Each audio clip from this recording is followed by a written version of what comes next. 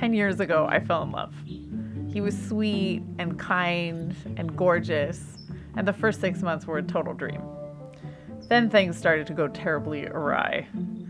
He developed debilitating anxiety, he suffered from hallucinations, he got a little aggressive. It got really, really bad. His name was Oliver. He was a Bernese mountain dog.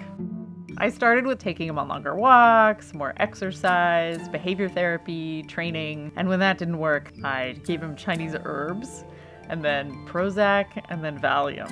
While this was going on, I talked to a lot of other people about Oliver's issues. What I discovered was that I was definitely not alone. So many other people saw problems in their animals that reminded them of human mental illness. This was the beginning of 7 years of research that culminated in my book, Animal Madness: How Anxious Dogs, Compulsive Parrots, and Elephants in Recovery Help Us Understand Ourselves. This is my friend Pippin and his human Aubrey. Pippin might look really happy and relaxed right now, but he actually suffers from really extreme anxiety from time to time. When I first met Pippin a little over 5 years ago, he had been shuffled from one shelter to the next. As I was getting to know him, I realized that he had a couple of issues. One of which was that he had extreme anxiety anytime we would try to go anywhere unfamiliar, especially in the car. He would whine like he's doing right now, but about 10 times louder. He'd pace around. He even tried to jump out the window a few times. When he would go into high anxiety mode, I would go into high anxiety mode, and together we were just a mess. I tried taking Pippin everywhere with me in hopes that he would get used to being in the car, but eventually I realized that he just wasn't getting any better. So I went and talked to my veterinarian. Here's his Xanax prescription, and here's mine. Like the human pharmaceutical industry, the pet farm industry is growing really, really rapidly. From almost $7 billion in 2011 to a projected $9.25 billion by 2015. Emotional problems don't just happen in domestic or captive animals. While researching this book, I traveled to Thailand to talk to the men who help elephants overcome their traumatic pasts. I talked to psychiatrists who have bonobo and gorilla patients and treat them for things like mood disorders and PTSD. I looked into rats and mice who wash or pluck themselves compulsively, a lot like people with OCD or trichotillomania.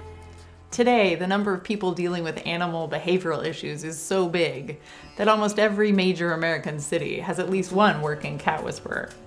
I'm Daniel Coyote. I'm a cat behavior consultant here in San Francisco, and I operate a service called Go Cat Go.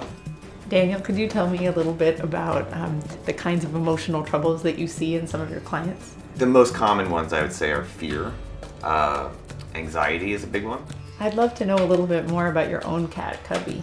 I know Cubby has suffered before from feline hyperesthesia. Can you tell us a little bit about what that is? For Cubby, hyperesthesia was playing itself out in him chewing his own tail, mostly around the base, and running around in what appeared to be a fashion that he was being chased by his own tail. What do you mean exactly? Like he saw that tail as an intruder that was chasing him, but it was attached to him? From my observation, it looks like this. He's sitting there, his tail starts to twitch. He looks back at it, he starts to chew it, over-groom it, and then once he stops, he'll start to walk, and then he'll look back at his tail, and then he'll run.